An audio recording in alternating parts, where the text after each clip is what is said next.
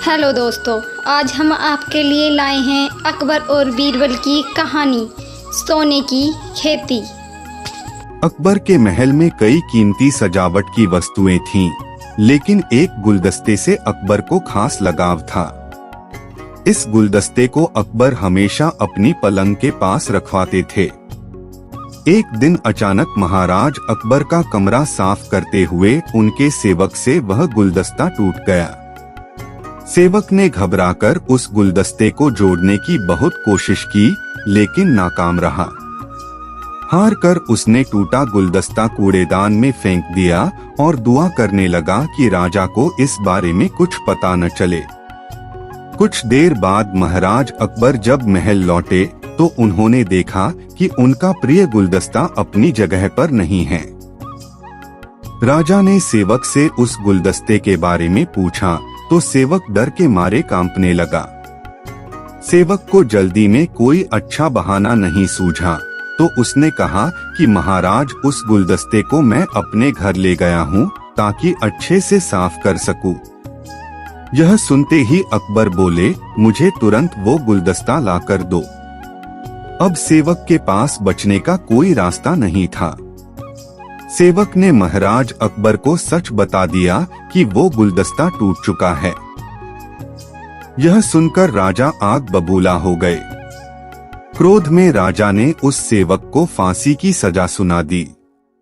राजा ने कहा, झूठ मैं बर्दाश्त नहीं करता हूँ।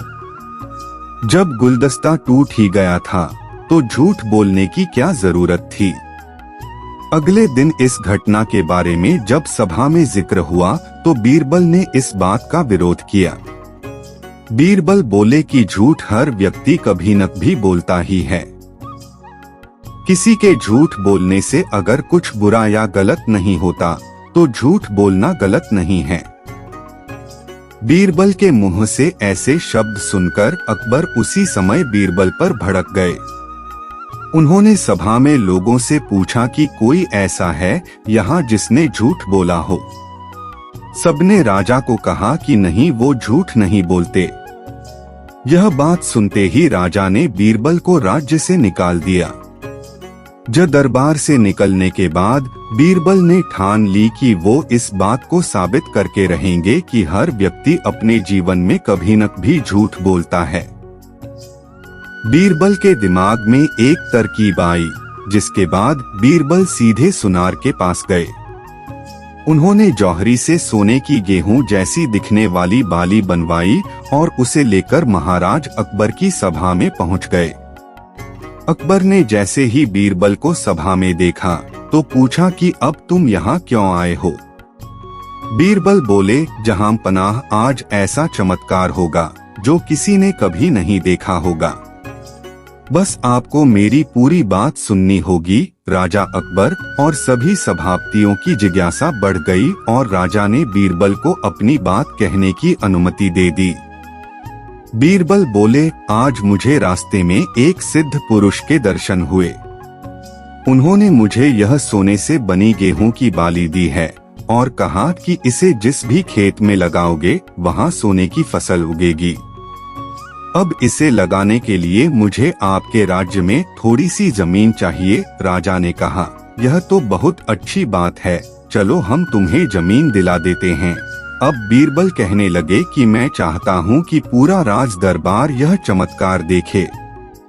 बीरबल की बात मानते हुए पूरा राज दरबार खेत की ओर चल पड़ा। खेत में पहुंचकर बीरबल ने कहा कि इस सोने से बनी गेहूं की बाली से फसल तभी उगेगी जब इसे ऐसा व्यक्ति लगाए जिसने जीवन में कभी झूठ न बोला हो। बीरबल की बात सुनकर सभी राजदरबारी खामोश हो गए और कोई भी गेहूं की बाली लगाने के लिए तैयार नहीं हुआ। राजा अकबर बोले कि क्या राजदरबार में कोई ऐसा व्यक्ति नहीं है जिसने अपने जीवन में कभी झूठ न बोला हो। सभी खामोश थे। बीरबल बोले, जहां पनाह, अब आप ही इस बाली को खेत में रोप दीजिए। बीरबल की बात सुनकर महाराज का सिर झुक गया।